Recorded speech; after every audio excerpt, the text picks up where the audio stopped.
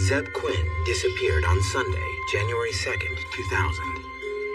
When a person disappears without a trace, often the most critical information is hidden in their actions and words from the days before they vanished. Zeb's last known whereabouts may hold the clues to what happened to him.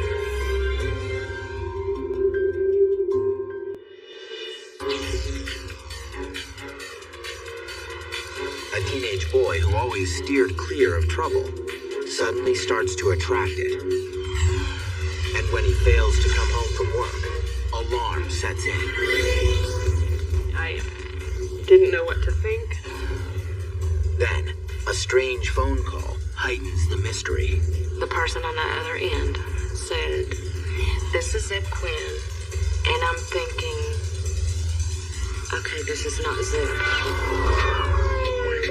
It's the first of many puzzling clues. On the back windshield of the car, there were a set of lips.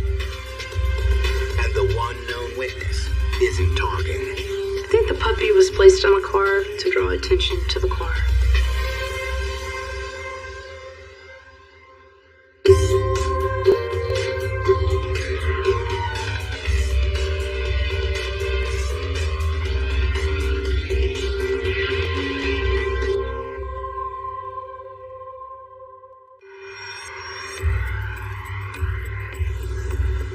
It's the second day of January 2000, and Christmas lights still lace the homes in the quiet mountain town of Asheville, North Carolina. But at the local Walmart, few signs of the holidays remain. And for the first time in weeks, 18-year-old Zeb Quinn is not working extra shifts. To take advantage of their free time, Zeb and his coworker Jason head to a dealership to look at a car Zeb's been saving up to buy. He was looking at new cars, new used cars. Something a little sportier than what he had.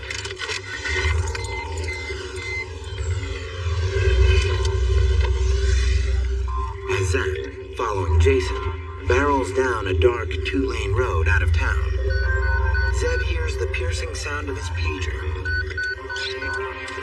He knows he has to return this call immediately. Zeb began flashing his headlights, which to Jason was indicative of that he needed to pull over. Once on the side of the road, Zeb runs up to Jason's truck to ask to use his cell phone. Jason tells him he doesn't have one, but suggests a gas station with a payphone up the road. Jason has no idea why Zeb is in such a hurry. He said that Zeb appeared to be frantic and concerned. Zeb promises to return shortly and takes off onto the dimly lit road. When he returns 15 minutes later, Zeb is so agitated, he accidentally rear-ends Jason's truck.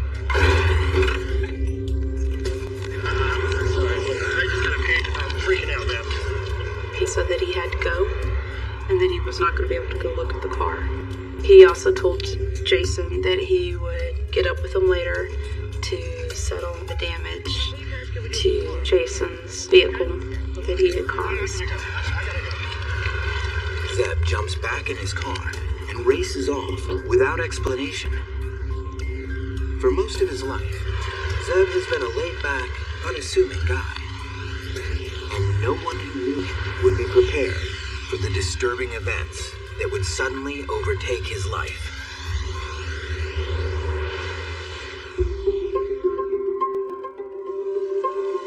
Growing up, Zeb was a docile and gentle child. He was a lot smaller than most of the kids his age and a little bit clumsier. He did have friends because of sports and because of scouts and things like that, but not really any close friends. He and his sister were really close, and growing up, they were pretty much always together. We had so much fun, and to lay him down on the floor and tickle him until he laughed, that's the kind of brother-sister banter that we would have. Zeb's mother, Denise, believes a learning disability hindered her son's social life. He had some trouble with reading comprehension, and he was very slow with that. I think that kind of made him struggle a little bit.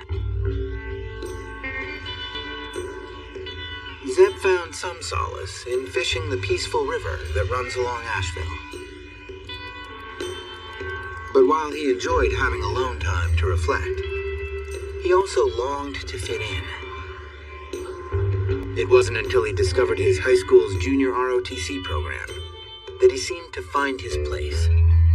I think he was really looking forward to doing something with the military. I don't know that he really fit into any other group. And it's funny, as a kid, I never really pictured him as anything in particular. We laughed because he said when he was younger, he said he wanted to be a bus driver. He loved ROTC, and he was dedicated to it, and really enjoyed the things and the community service projects that they did with ROTC and all of that kind of stuff. But he was also working by high school. Zeb's job in the electronics department at Walmart provided him with another comfort zone. Zeb actually was like part-time. Sometimes he would work full-time hours. But even when he wasn't at work or on the clock, he was there. That was like his second home. The women, the ladies there, the older ladies there especially, just really adored him. There was one lady who would always stop at Bojangles or someplace, and she liked a certain place's iced tea, and he'd bring her iced tea into work.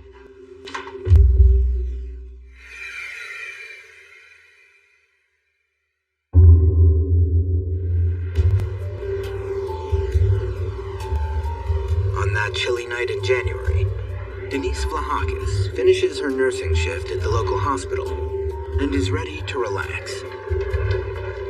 She pages her son Zeb to see if he's interested in joining her for a late dinner. He didn't answer my page, but I assumed that he was working longer hours still, like the holiday hours at Walmart. Since it's already a little after 9 o'clock, Denise and her boyfriend decide to go ahead and eat without Zeb. I paged him again when we got back, and he still didn't answer it, which was really unusual for him. Denise feels unsettled. Anyone trying to reach Zeb knows the best way is through his beeper.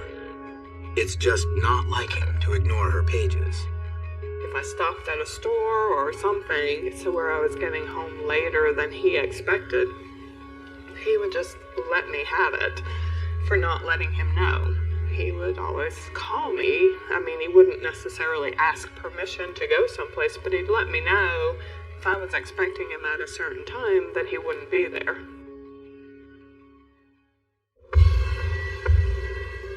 It's 10:30, and still no word from Zeb. With seeds of anxiety beginning to take root, Denise calls Walmart. Hi, it's Zeb's mom. Have you seen Zeb? An associate tells her Zeb clocked out almost an hour and a half earlier. So, as the night went on and got later and later, I got more and more worried. At a loss, Denise starts frantically calling around, Did your son see him? but no one has heard from Zeb. Have you seen Zeb? Her mind ricochets through the sleepless night, trying to fathom where her son could be.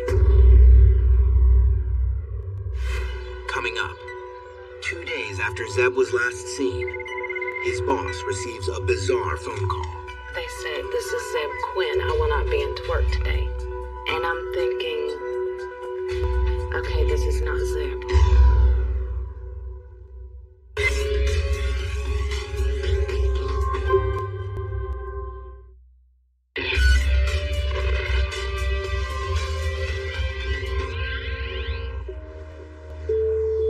The morning haze lingers over the Blue Ridge Mountains, as it so often does in Asheville, North Carolina. But there is nothing ordinary about this morning for Denise Vlahakis and her boyfriend. Denise hasn't heard from her 18-year-old son Zeb in more than 12 hours and is starting to panic. The night he didn't come home was pretty sleepless. We would try to sleep, but would wake up every hour or two and then page him again. We just couldn't think of anything else to do. Zeb's sister Brandy also can't imagine where he could be.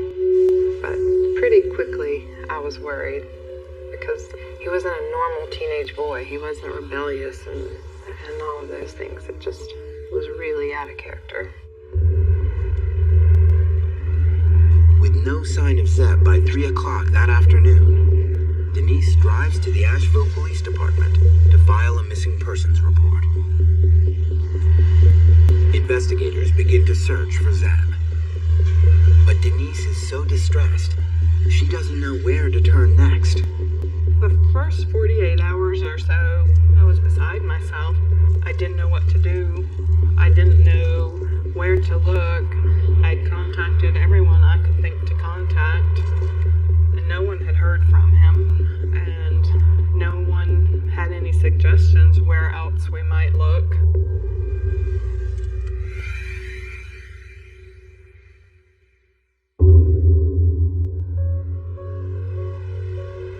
The hours pass slowly. Zeb has been missing for 2 long days. And then, on Tuesday morning, a troubling phone call comes into Walmart that jumpstarts the investigation. Manager Patty King answers the call in the electronics department where Zeb works. The person on the other end said, "This is Zeb Quinn, and I'm calling to let you know I won't be into work today. You don't feel good? I'm sick." And I said, "Who is this?" And they said, "This is Zeb Quinn. I will not be into work today." And I'm thinking, okay, this is not Zeb. Never called in sick before. Patty has been Zeb's boss for 2 years and knows this isn't him on the line. She does her best not to panic. I knew the phones did not call out in the electronics department. So I kept this person on the phone. And I said, "Okay, what department is that you work in?" And they said electronics. And I said, "And what were you scheduled today?" And they just hesitated. The long phone cord allows Patty to make her way to the jewelry department, where she can end the call and immediately trace the number. I automatically picked up that line and hit star 69, which is a callback. And I called back and it was traced to Valo Construction Company. Patty doesn't know exactly what to make of the call, but she fears Zeb is in immediate danger. And right then I knew that something was wrong. Something has happened to Zeb because of that phone call. She contacts Zeb's mother to tell her about the strange call. I was excited and worried at the same time that it was somebody calling in and it wasn't Zeb, not knowing where Zeb was. Denise immediately calls the police department. Meanwhile, Zeb's coworkers connect the dots and tell the police they think they know who might have made the call. Jason Owens worked part-time as a night shift stockman at Walmart. So several of the Walmart employees knew Jason Owens, and they also knew that he was employed by Volvo. Zeb's coworkers tell police that Jason and Zeb are acquaintances and left the store together the night he went missing. Police head straight to the Volvo plant to question Jason about why he called Walmart pretending to be Zeb. Jason Owens admitted to making the phone call to Walmart pretending to be Zeb, based on what he said was a telephone call that he received from Zeb on January 4th, asking Jason to call in sick for him. Jason says he isn't sure why Zeb didn't call in sick himself, and that he figured he'd just do his buddy the favor. He tells police he hasn't talked to Zeb since.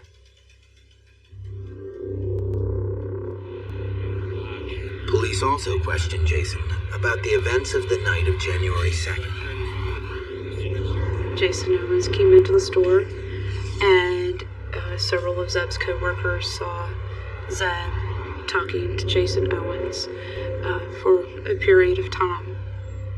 Zeb clocked out a little after 9, and he was seen leaving the store with Jason Owens. Other employees saw both boys get in their car and leave in their own vehicles with Zeb following Jason. Jason explains that he knew Zeb had been saving up for a Mitsubishi Eclipse, so he offered to take him across town to check one out that was for sale. Along the way, he says, the two stopped at a gas station for a couple of sodas. Jason goes on to describe Zeb's sudden need to get off the road to return a page, and how dramatically his demeanor had changed when he came back from the payphone. Zeb was frantic and was in a hurry whenever he came back. Jason also tells police about Zeb being in such a rush that he'd actually run into Jason's pickup truck. The page that is upset Zeb or whatever to make him supposedly change his mind from what Jason said they were doing. I don't have any idea what would get him that upset. Investigators spend the next several days checking into Jason's story. Surveillance video from the gas station confirms that the young men entered the gas station to buy sodas. Jason entered first, followed by Zeb, and they both bought a drink and exited the store individually. You can see the headlights of the cars to where it appears that they had turned right onto Long Shoals Road. The footage reveals nothing out of the ordinary. When detectives contact Jason's employer at Volvo, they learn that Jason called in late to work the day after Zeb's disappearance. They also discover something Jason hadn't told them when they questioned him. He apparently told his boss that he was involved in a second car accident the morning after Zeb disappeared. He stated that he had been involved in a car accident that morning from where he had pulled out from the Waffle House restaurant on Long Shoals Road and had struck another vehicle. And there were injuries that he had sustained in that car accident. Jason said he had a cracked rib and a minor head injury. Police are suspicious of Jason's story, alleging he was involved in 2 car accidents in less than 24 hours. They check his truck and see minimal damage. We could not locate an accident report in reference to any accident occurring on Long Shoals Road in that area. Police are puzzled by Jason's odd behavior. They consider him a person of interest in Zeb's disappearance. But with no evidence connecting him to any foul play, they're unable to charge him.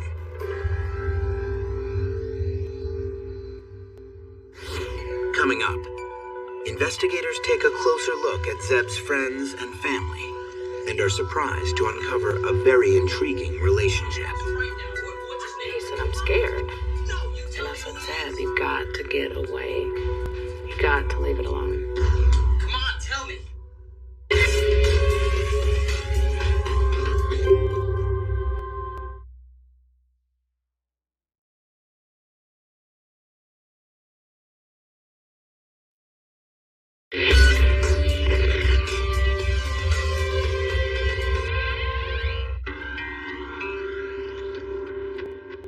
18-year-old Zeb Quinn was last seen peeling off in a panic on a 2-lane road 10 days ago. Pieces of the puzzle have started to emerge, but detectives in Asheville, North Carolina aren't sure how they fit together. They go back to the missing persons report his mother filed to review the names of people reported as being close to Zeb. One of them, Misty Taylor, is a young woman Zeb has just recently become friends with.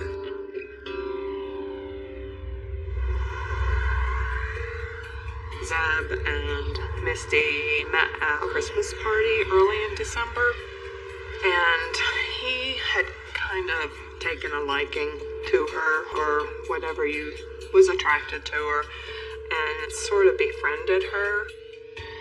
Zeb's mother says he became infatuated, reacting in a way he never had before. But when detectives talk to Misty, she paints a different picture of her friendship with Zeb. Misty stated that she knew Zeb, but they were just acquaintances. While talking to Misty on her grandmother's porch, they suspect there is more to her friendship with Zeb than she is letting on. Really? Yeah. It seemed to us that she seemed to be minimizing it, while Zeb's family and co-workers were saying that it was, on Zeb's part, much deeper than what she was saying that it was. Zeb had gushed to his family and co-workers about his lengthy phone conversations with Misty. He was smitten with her warm smile and curly, long blonde hair. But things suddenly became confusing for Zeb when Misty admitted she had a boyfriend and a baby. I really got the feeling that he probably grew to love her. No, not really. Just a couple friends that we know, a couple of my friends from high school. Zeb seemed to push aside the reality of Misty's complicated personal life and continued to fixate on her. His family felt the relationship was clouding his judgment.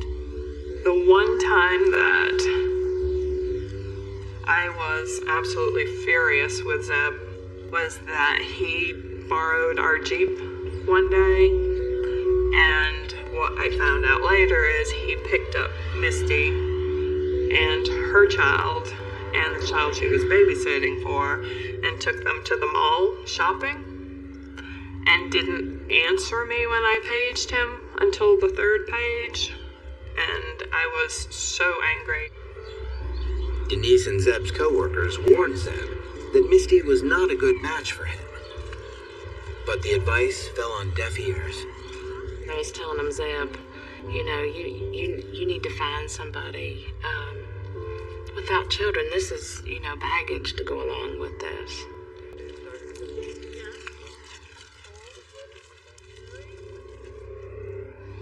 Zeb and Misty continued to secretly talk on the phone. Zeb told his co-workers Misty called him one day and sounded distraught. What's his name? Her boyfriend Wesley had caught wind of their friendship. Yes, you do. Tell me who he is. He said, Patty, he said, you won't believe this. He said, but I went over to Misty's house and I didn't know that her boyfriend was there. And he said, I'm scared. What's his name? And I said, Zeb, you got to get away. You got to leave it alone. Come on, tell me.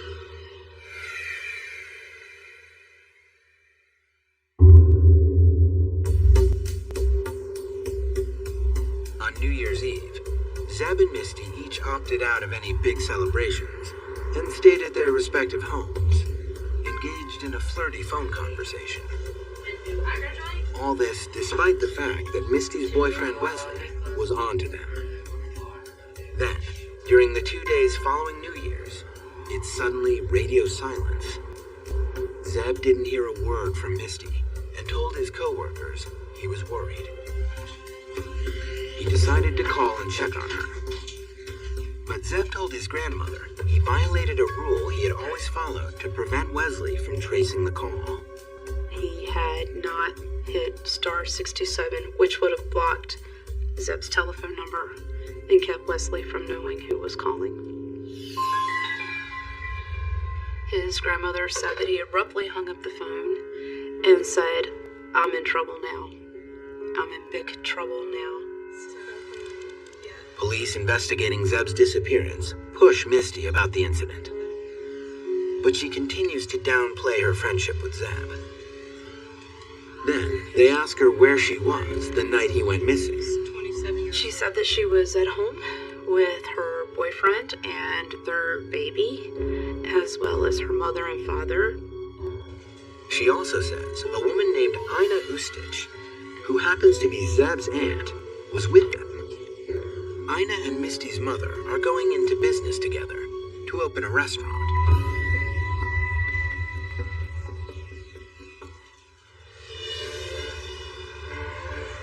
following up on Misty's alibi, investigators visit Wesley at a house where he is working as a painter, and he confirms he and Misty were at her mother's house on the night of January 2nd. Police now have little to go on, but consider Misty and Wesley persons of interest. Days later, investigators are finally able to obtain Zeb's pager records. At last, they learn who paged Zeb the night he urgently told his coworker Jason that he had to return a call. The last pages received on Zeb's pager were from his mother and from his aunt, Ina Ustich. Ina is Zeb's father's sister. Zeb has had very little contact with her in his life, particularly after his parents divorced. Zeb wasn't really very close to his father's side of the family. He and his father had pretty much a rocky relationship growing up. Police are puzzled that Zeb's estranged aunt was paging him. They question her about that night. She stated that she had not paged Zeb. She had actually been at the Taylor residence with Mitzi Taylor, Wesley Smith, and Mitzi's mother and father.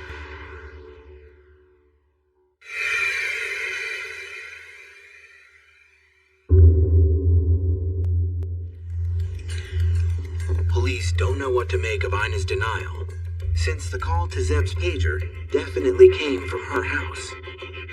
But she is adamant. 2 weeks into the investigation, police start to think they've hit a dead end.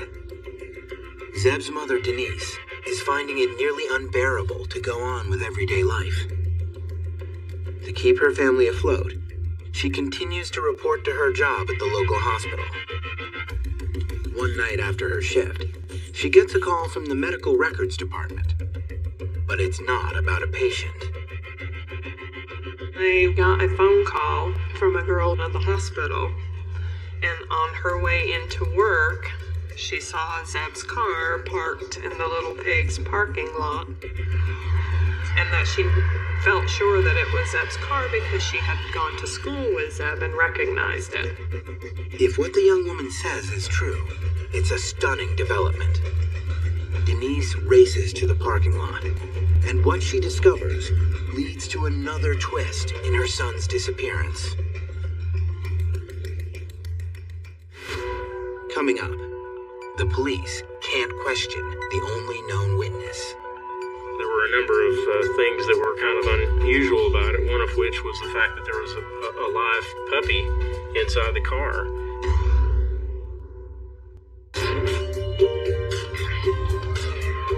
Get more Disappeared online at investigationdiscovery.com.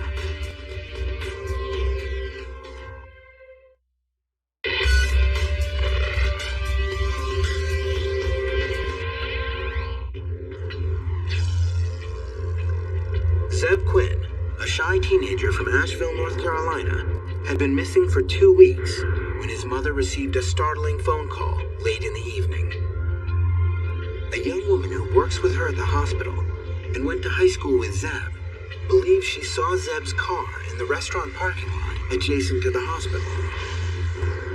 I was in a panic at that point. I didn't know what to think.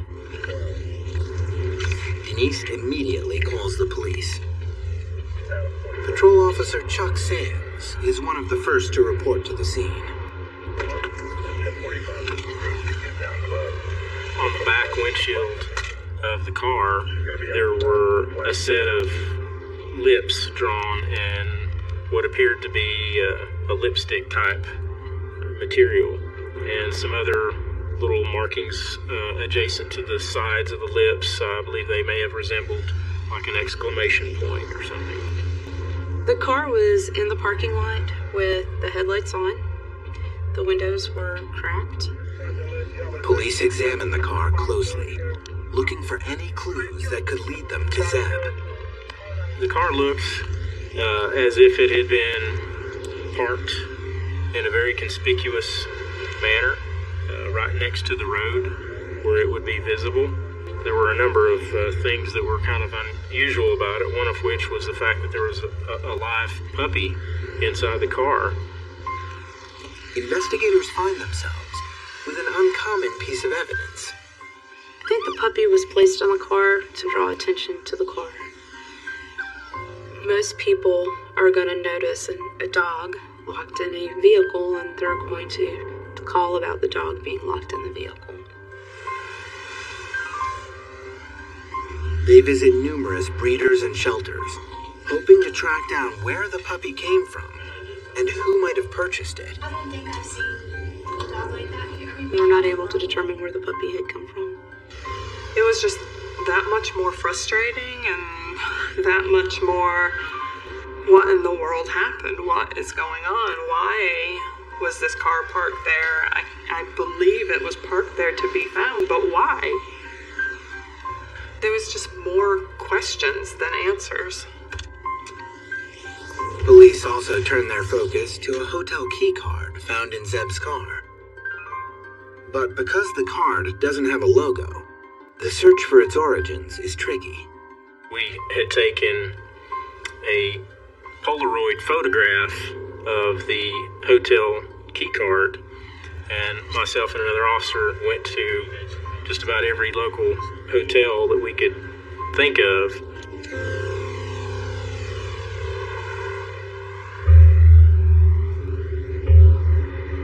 After going door to door for days, they are still unable to place the card. We were very handicapped by being able to even access what information was recorded on the card because we couldn't find where its origin was at. While nothing in Zeb's car immediately points police to any new leads, they continue to comb over the items found. At first, his family is perplexed by the placement of the car. But the more they think about it, they come to believe it was not accidental. Somebody knew that his sister and I worked at the hospital. I mean, we just felt that it was parked there to be found. It was a mixed bag to finding the car. It was like, yay, we have the car, so maybe we can find out. But, oh no, because now you know he's not even with his car. So, after a couple of days, honestly, it was like I, in my gut, just knew that he was gone.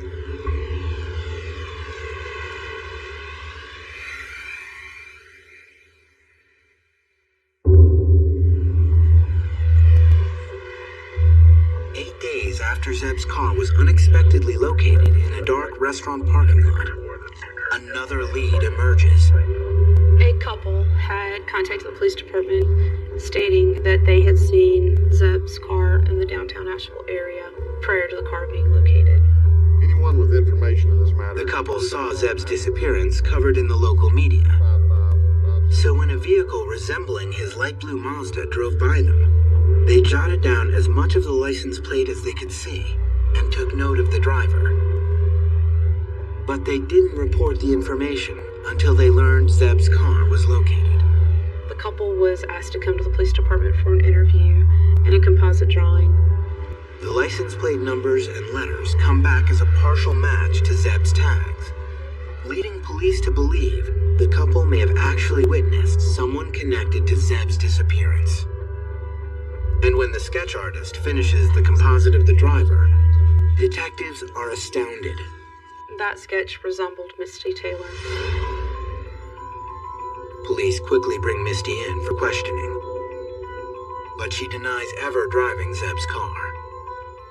Misty tells police she thinks they made up the whole story about seeing the car. While the lead seems promising, there is no evidence to back it up. Detectives have no choice but to release Misty.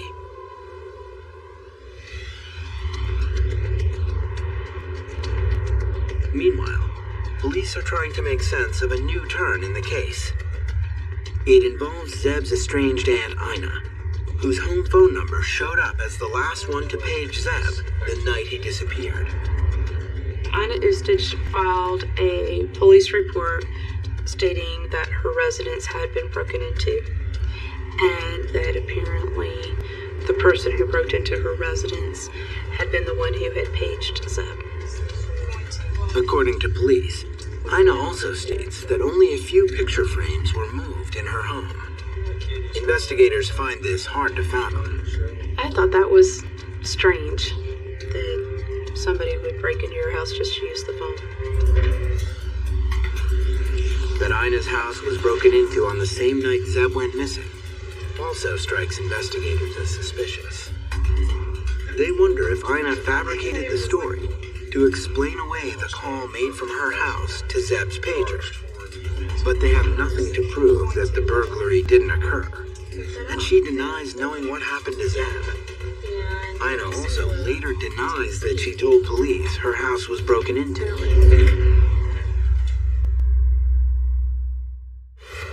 Coming up, the last person seen with Zeb is involved in a violent run-in with the law. He shot out the window of his vehicle in the direction of the police officer's car.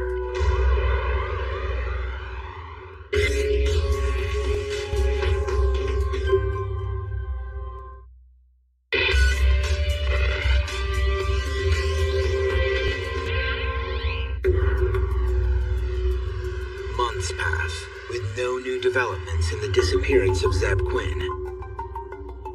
But in the fall of 2001, Jason Owens, who was the last known person to see Zeb, resurfaces.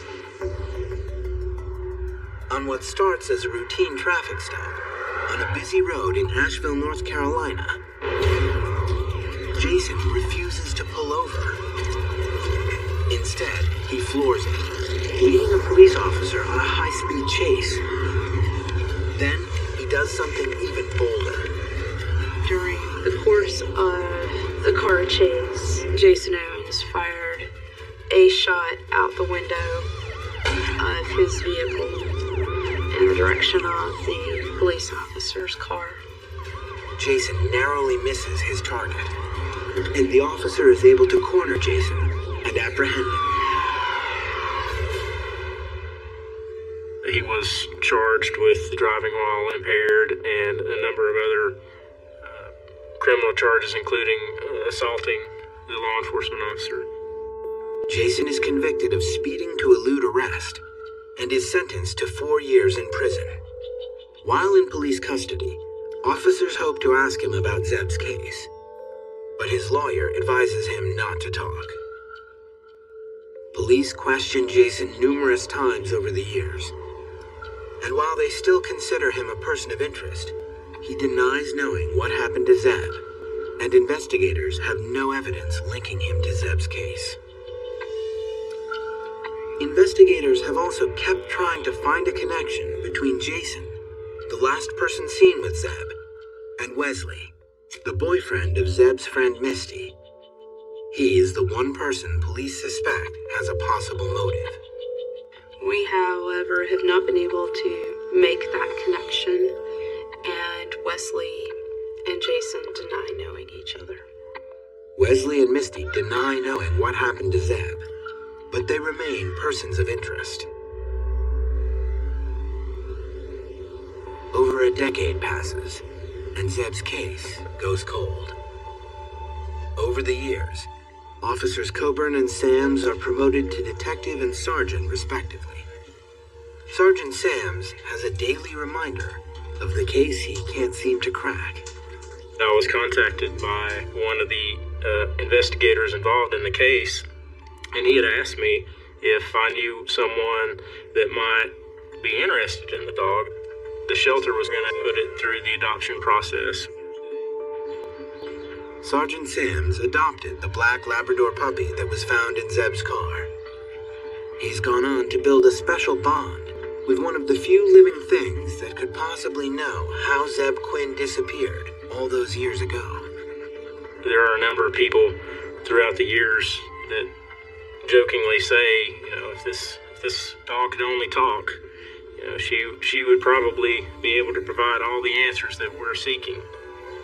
Katie, the now 12-year-old lad, might hold the secrets to what happened to Zeb Quinn on the night of January 2nd, 2000. Because investigators don't know if Katie's hair could one day be forensic evidence, they take a sample and store it. The dog is obviously not going to live forever, and we don't know what science may hold for us in the future. We don't know that 2, 5, or many more years from now that DNA from the animal might in fact be the component that brings the answers that we're seeking.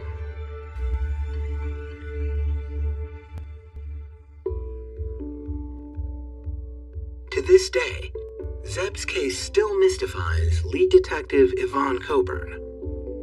He was well known by his school teachers only because he was just that. He was a good kid. So it makes him different. He did not have any enemies.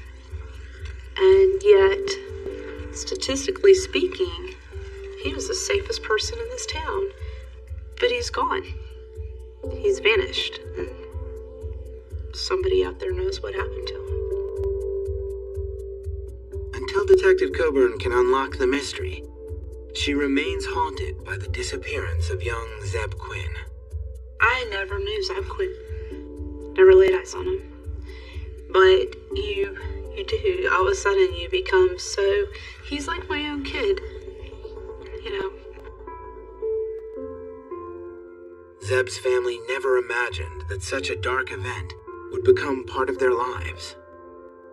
By virtue of her career as a nurse, his mother Denise encounters people every day who are struggling. Sadly, she more than understands their pain and is often forced to relive her own. I work in a pediatric intensive care, and when you're taking care of someone's children, they want to know that you know what they're going through. I get asked all the time, oh, do you have children? Well, how many children do you have? I never really know how to comfortably answer that, because then they want to know all about the children and stuff like that. And so it's like over again and over again and over again. And that's hard. You hope that there will be closure one day, but in a sense you have to have your own closure after this many years too, that it just may not happen. And you have to really be okay with that. Not knowing is just slowly tearing us apart. It's an everyday, I can't tell him goodbye. We're just, time is going on, and yet it's standing still. And we need the answers.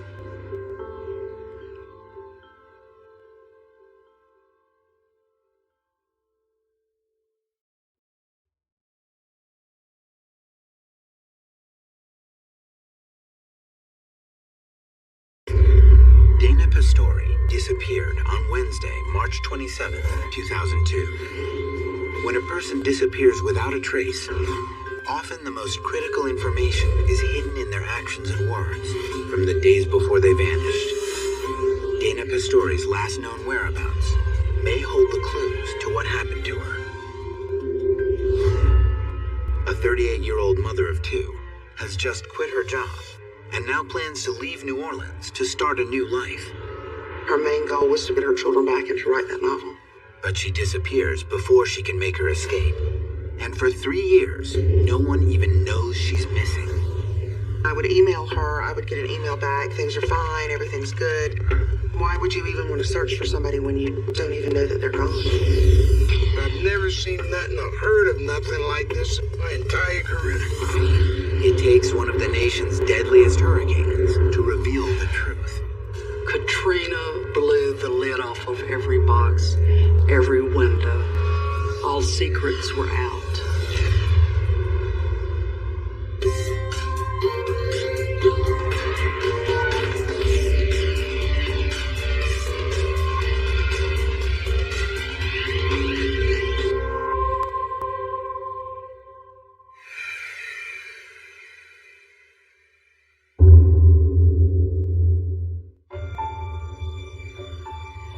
late March 2002. The air is already heavy with humidity as Dana Pistori packs to leave New Orleans for good. Her life has been plagued by ups and downs, and she's in search of lasting stability. 10 years ago, she seemed to be on the right track.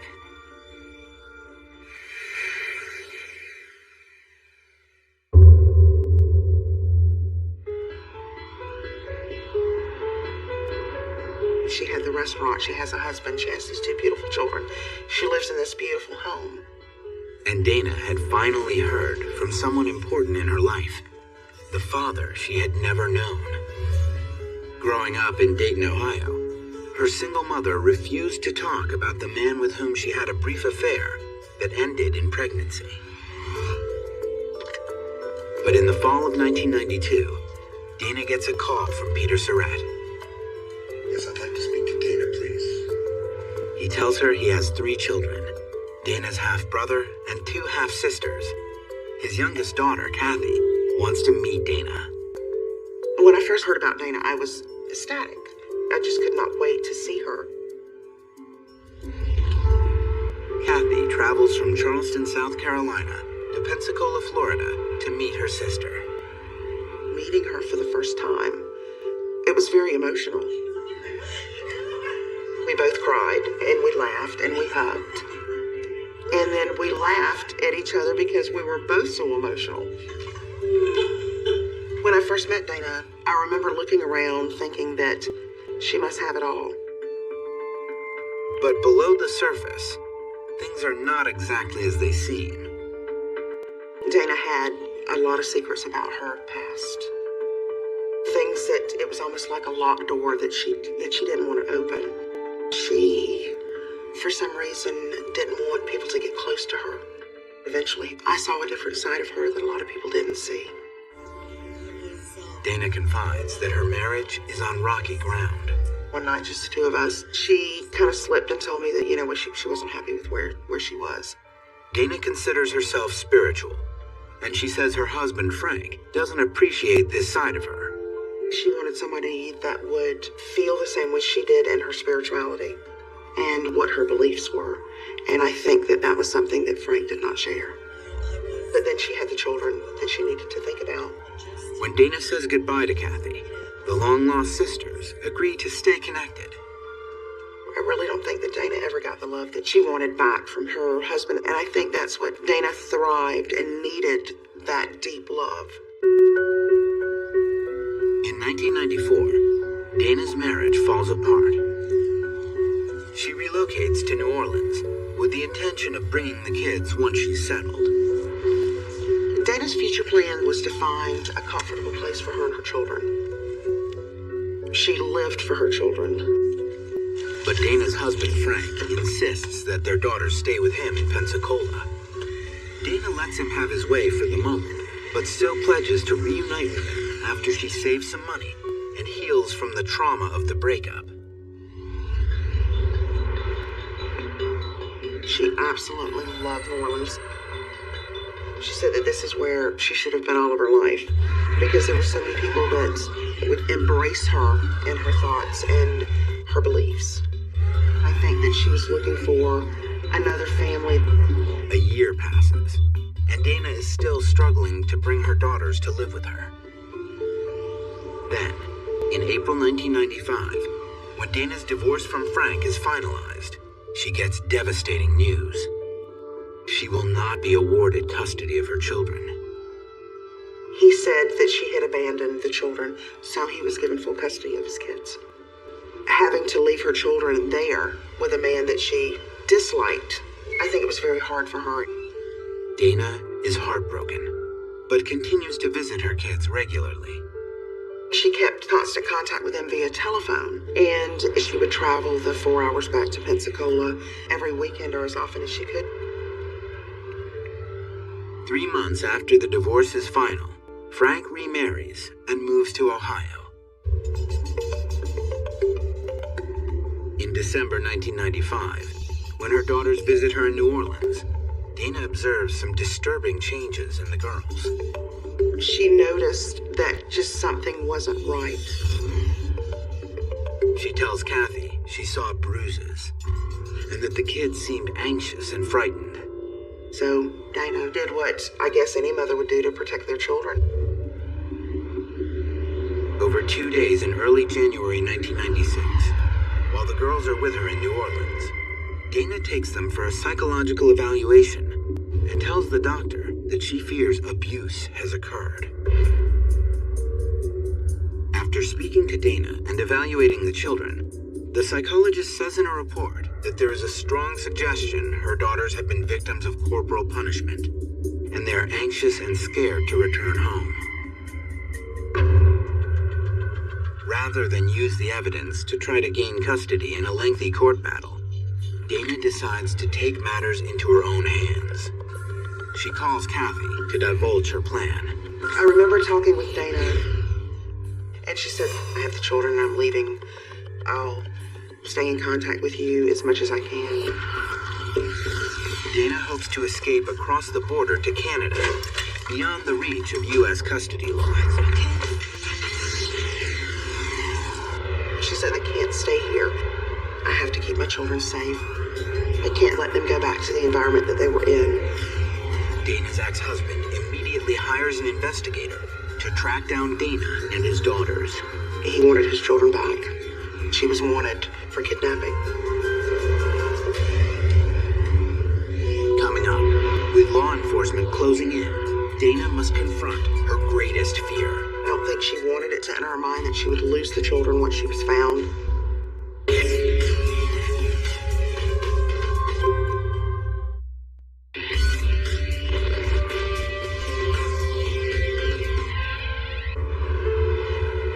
In early January 1996, Dana Pastori goes on the run with her 2 daughters, fearful for their safety. They remain in hiding for about a year. Occasionally, Dana's half-sister Kathy receives a phone call. Dana would call from a payphone. I'm here, I'm okay, the children are fine, and we're all okay. But she never told me where here was. I always wondered, Dana, what are you gonna do? You're gonna be caught.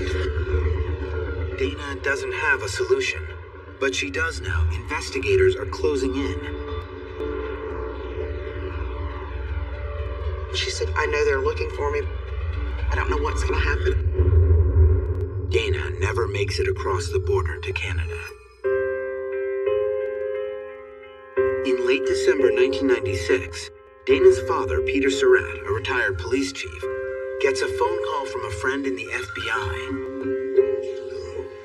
Dana has been spotted in Seattle, Washington.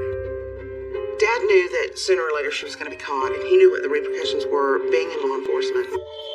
The FBI agent recommends that Peter tell his daughter to turn herself in. If she doesn't, she could face up to 10 years in prison on kidnapping charges. Soon after, on Christmas Day, Dana calls her father, defeated. Peter convinces her to meet him in Dayton, Ohio with the girls and face the consequences. My dad called me and said that Dana had been caught. She's been arrested, and that he was leaving that day to go. In Dayton, Dana is taken into custody and held in jail. Dana's daughters are immediately put in a foster home. It was very hard for her because she knew that they were going back into an environment that she didn't want them in. But she said, I will fight until the end to have my children. I'll get my children back. Dana's father uses his connections in law enforcement to get her released into his custody until her trial. I know that he probably pulled every string that he could to keep her from going to jail. Dana must now await her fate in her father's home in South Carolina. I lived about 30 minutes away, so every weekend I would go and spend time with her. Despite the circumstances, Dana cherishes their newfound closeness. We kind of started that bonding as sisters would. She would make mention that it was nice to have a family who loved her and accepted her for who she was. Dana and Kathy spend evenings drinking tequila, smoking cigarettes, and talking. One night, Dana tells Kathy she wants to read her tarot cards. Dana had said, I believe that I have a gift to tell people about their life. That's just something that I never believed in. Reluctantly, Kathy agrees. She proceeded to tell me that my marriage was going to fail, that within the next year I would be divorced. She told me that my financial status would change completely from being very good to being very bad. But the bright side of these things is that I would meet someone from another country and that he would be my soulmate. Of course, I, chalked this up as a can of kernel corn and was like, but everything came true.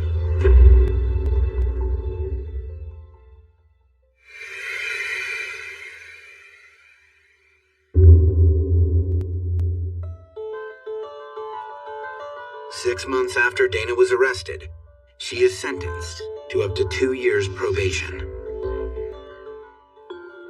Finally, she is free to leave her father's home, to pick up the pieces of her life, and start over once again. She had to find a job and find somewhere to live.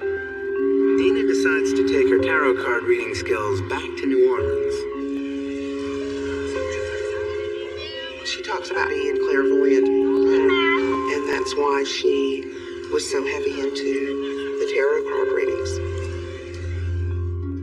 While reading cards in Jackson Square, Dana becomes reacquainted with a friend named John Morgan, who also makes his living reading tarot cards in the park. Dana had an instant connection. He was a tall, strapping person that could almost just put his arms around her and protect her. She knew that this was her soulmate. John Morgan and Dana start dating. For the first time, Dana has the partner she's always longed for. He was the love of her life. She had found someone that shared her beliefs and her spirituality and believed in, the earth and the wind and gods and goddesses. She felt like a kindred spirit with him. With a steady income from reading tarot cards, Dana hopes to save enough money to hire a lawyer and get custody of her daughters. To supplement her income, John gets Dana a job as a cashier at the Quartermaster Deli in New Orleans' French Quarter, where he also works as a delivery man. Dana and John worked the graveyard shift. New Orleans late at night. It's a whole different world. You need to be careful. The dark holds a lot of things that you don't see in the daylight. But we had a good business on the graveyard shift. Gradually, the money adds up.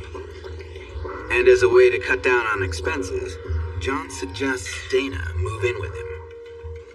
She immediately agrees. The same year Dana returns to New Orleans, her dad Peter visits and sees the life Dana has cobbled together. I think Dad was worried about Dana so much because he knew what New Orleans was all about. She shows him the modest apartment where she is living, the square where she works reading tarot cards, and the seedy nightlife of the French Quarter. Peter expresses concern about her lifestyle. My dad said to her, you need to get off these streets because one day they're going to kill you. Dana was the kind of person where you couldn't tell her what to do. She wasn't scared of anything. John Morgan was her protector. He was her security blanket. Over time, the late-night grind starts to take its toll. It takes something different to want to stay up all night and work those kind of hours. I think the quartermaster was not what she wanted to do, and she was ready to make a change. After 4 years in New Orleans, Dana is restless. She's also still determined to get her daughters back and pursue something she has always wanted to be, a writer. She had enough of New Orleans. I need time away from New Orleans. I need to go and pursue my dream, which is to write. On March 15th, 2002, Dana tells her coworker Andy that that she is leaving her job. I saw Dana. She said, I'm going to quit quartermaster. She gave notice she wasn't going to work there anymore. Dana tells him she will work 2 more weeks, and then will leave New Orleans, get custody of her girls, and write a memoir about her life. I didn't see her after that. Coming up, once again, Dana's plans don't work out the way she hoped. I always worried about her being in New Orleans. I never in my wildest dreams thought that Dana would just disappear.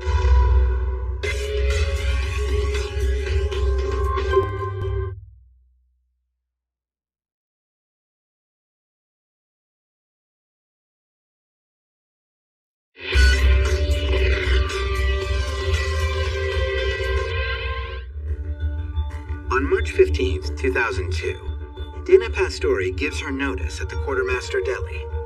She plans to leave New Orleans to try to get custody of her 2 daughters and begin writing her memoir. But for one of Dana's last scheduled shifts at the Quartermaster, she doesn't show up for work. I meant to see her before she left. But Dana never showed up again. No phone calls. When her colleagues call to check on her, neither Dana nor her boyfriend John Morgan answers the phone. Dana never had a cell phone. The only way that I could contact Dana was via her landline at her apartment. Then, the day after Dana is a no-show at the deli, John turns up for his shift and shares some troubling news. Dana and a friend of hers had been in a terrible car wreck. Dana was in very bad shape, and of course everybody was concerned about her. I said to John, what can we do? Is there anything that we can do? You know, can we call her? Can we see her? And John's response was, no, she's in intensive care. Nobody can see her. For a week, John reports back daily to coworkers about his visits to see Dana in the ICU. And John's response was, I'm going over there every day to let her know that I'm there for her. Gradually, life at the deli returns to normal. But looking back, Dana's coworker Andy realizes John's behavior had changed. John Morgan was neat. He was always very professional, and he was just letting himself go. Andy suspects that John, always a marijuana smoker, was getting into harder drugs, like cocaine and mushrooms, and was using them more and more frequently. John Morgan's personality changed. His attitude changed. And you can tell somebody who's doing drugs by the way they act, the way they talk. Dana's coworkers were also disturbed by how controlling John had become, even before Dana's car accident. I heard him one time. Dana was in the back, in the office, and he went over there and started verbally abusing her. Constantly, you're not there for me. Apparently, the abuse wasn't only verbal. Dana never had black eyes. She never had any bruises that she would show. Because I believe John Morgan was very specialized in where to hit. Andy also heard a rumor that Dana and John had a bad fight during Mardi Gras, just a few weeks before she gave her notice. But Dana dismissed anyone who tried to inquire about it. Dana kept everything pretty quiet. And as a person is afraid of somebody, they're not going to say nothing. Andy doesn't know what to make of Dana's car accident, or why no one has been allowed to visit her. A few weeks after Dana was hospitalized, Dana's boss gets a new update from John.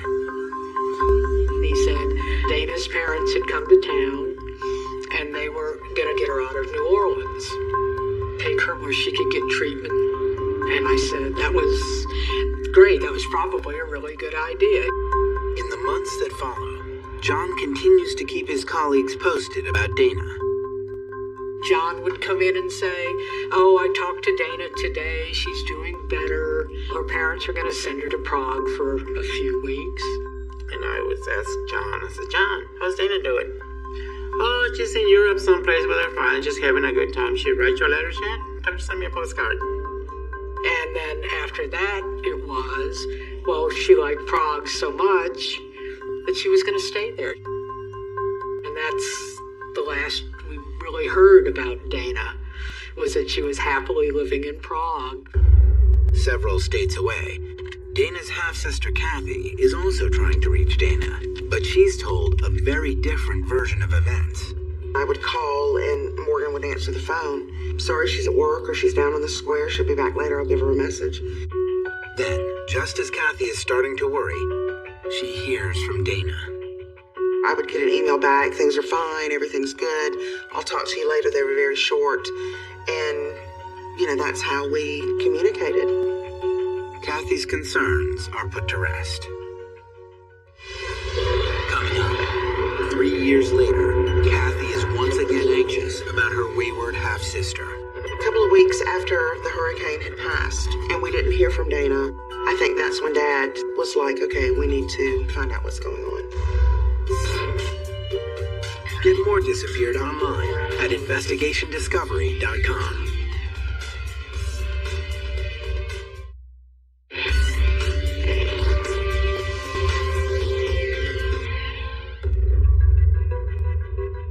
Dana Pastori's former co-workers believe she is now living in Europe, writing her memoir. But her family has a different impression. From Dana's intermittent correspondence, they understand she is still living in New Orleans.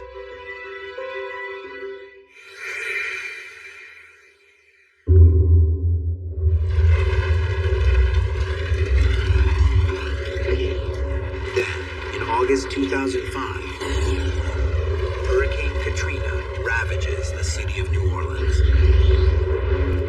When the levees break, hundreds drown, are crushed by collapsing buildings, or die from dehydration. After Katrina, there was quite a bit of chaos. Nobody really knew for sure what was happening. 80% of our city was underwater. I figured that Dana would ride the storm out. As soon as everything was all over with, she would call and let us know that everything was okay. With electricity out and phone lines down, there is no way to confirm how the storm has impacted Dana. We were going to have to wait until she contacted us to find out exactly what was going on. 2 months later, after the floodwaters recede, there is still no word from Dana. Our family really got worried because we hadn't heard from her. We would get the coverage from the hurricane, the horrific things that were going on in the dome and everything being washed away and people on the bridge. Kathy's imagination starts to run wild. I think that's when Dad was like, okay, we need to find out what's going on. I think he's the one that started the ball rolling to try to find her.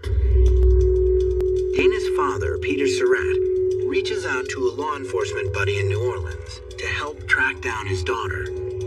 There was a call made to the police department to say, this is where she lived, somebody needs to find her. Police have no luck.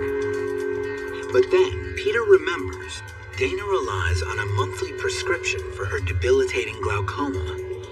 It's very important they're prescribed. You take your drops, or you can really have some serious issues with your eyes. Kathy suggests they contact Dana's pharmacist to find out when she last picked up her prescription. A local officer goes to the Royal Pharmacy on behalf of Dana's family. There, he gets some shocking news. The last time she filled her prescription was late 2001, almost 4 years before Katrina hit. The officer reports the news to Dana's family. Dad was worried about her not getting her glaucoma medication. There were a lot of unanswered questions. Now desperate to find his daughter, Peter tries to reach John Morgan, Dana's old boyfriend. When he finally gets through, Peter is reassured by what he hears. Dana had received some FEMA money and had gone to Europe. Dana's father wishes she had told them about her plans to leave New Orleans with her disaster relief money, but shares the good news with Kathy, who is just as relieved. I thought, what, good for her? That's exactly what she's always wanted to do. Her dream was to go to another country and write a book. After that, the thought that anything might be wrong doesn't cross Kathy's mind. There was never suspicion that Dana was not fine. I didn't think anything was wrong. And why would you even want to search for somebody when you don't even know that they're gone? By October 2005, nearly 7,000 people are still missing in New Orleans. And in the flood's wake, gruesome discoveries are made. I spent my time in Katrina in the 5th District Police Station, which took on somewhere near 4.5 feet of water. And with the streets being inundated with water, it was hard to get to a lot of these bodies. After the water subsided, we was finding these bodies just all over the city that we weren't able to get to during the Katrina floods. On October 21st, 2005, Detective Greg Hamilton gets a call from the 5th District Police Precinct. They had a body that was thrown out in the trash in the storm debris. I believe that here we got another Katrina situation. Someone done drowned, their body been left there. And then that's what I believe happened until I got there and seen what I saw. Detective Hamilton rushes to the scene at 939 Elysian Fields Avenue. When I got there, the area's cordoned off, the entire block, street closed, no traffic. Police officers and detectives just waiting for my arrival to conduct my investigation. At the house, Detective Hamilton is led to a woman named Kathy Greer. She tells the detective how the body was found when her husband was cleaning up after Katrina. There was just debris everywhere. It was just a mess. My husband was cleaning our junk room. He had gotten everything out except for one large crate-type box. My husband pulled it out to the neutral ground where everyone were bringing their storm debris and lifted the box and found a corpse. We were all really upset. Kathy shows the detective a decomposed body.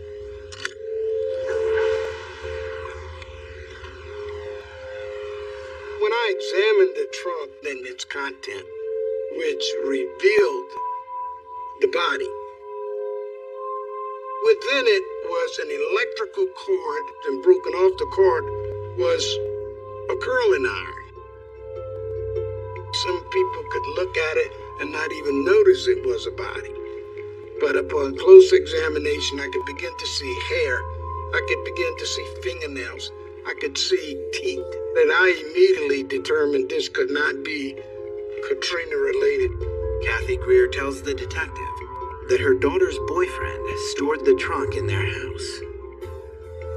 He had moved into my house about a year before Katrina.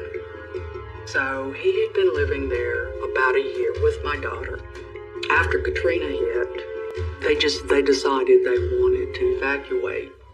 Kathy says that after her daughter's boyfriend received his FEMA check, he moved away with her daughter, Tracy Greer. Could not tell Detective Hamilton where they were. I would have gladly told him had I known. Terrified for her daughter's safety, Kathy will do anything to help police find the couple. She gives Hamilton a lockbox that belongs to the boyfriend and suggests the detective talk to his previous landlady, where he lived with an old girlfriend. Then, Kathy tells the detective the boyfriend's name. His name was John Morgan.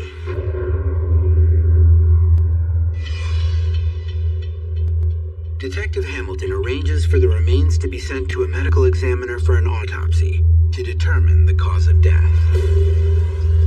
Back at the precinct, Hamilton examines the documents in the lockbox, hoping they will provide clues to help identify the body.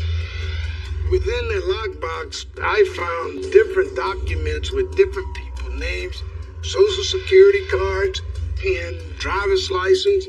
Detective Hamilton begins to call the phone numbers associated with each identity card. I knew I had a body, and how many bodies did I have? Is this what my concerns were? I've reached out to each of those people to see if they were missing. The one person he can't track down is a woman called Dana Pastori. It was a name he'd heard earlier that afternoon. Kathy Greer had said Dana was John Morgan's former girlfriend and used to live with him. Coming up, Detective Hamilton uncovers a web of lies, and Dana's family is desperate for the truth. I had sent emails, and I had gotten emails back. I never knew that it wasn't Dana.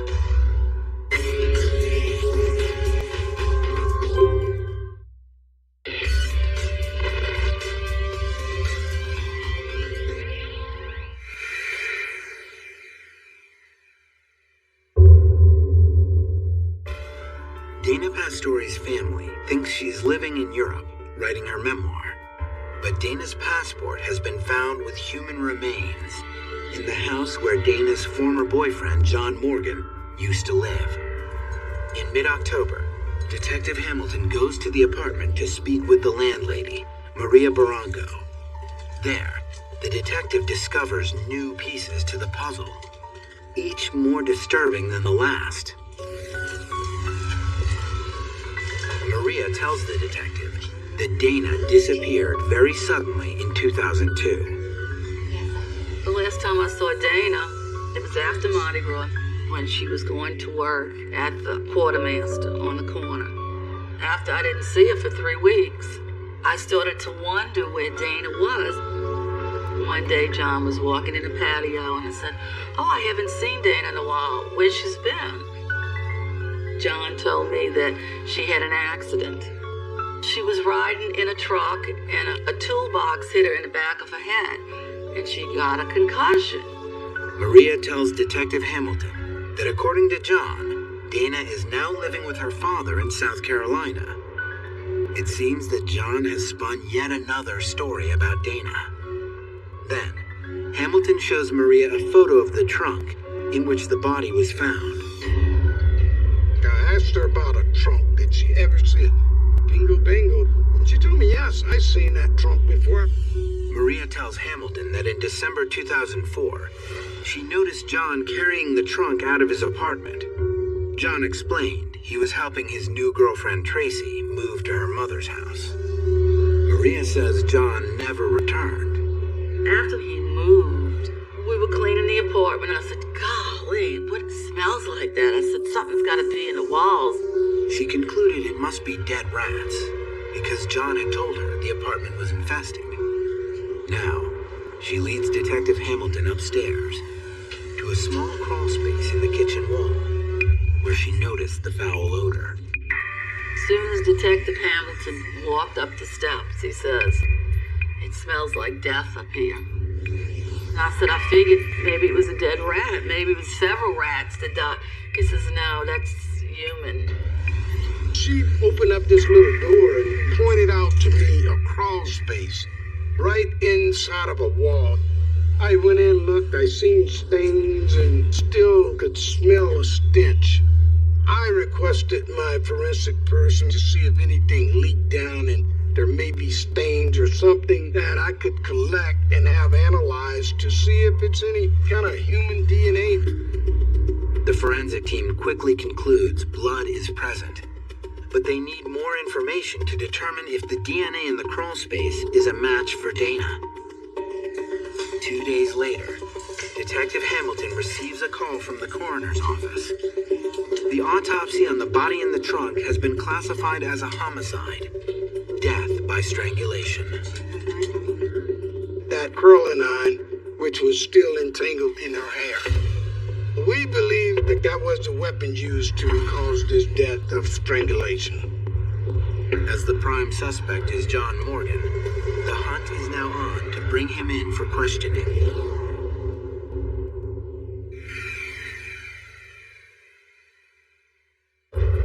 Investigators determine John Morgan is living with his girlfriend Tracy Greer in North Carolina. Local officers pay John a visit and tell him a body has been found, and they suspect it is Dana Pastore. They interviewed him and took statements from him. And he denies knowing that she was dead.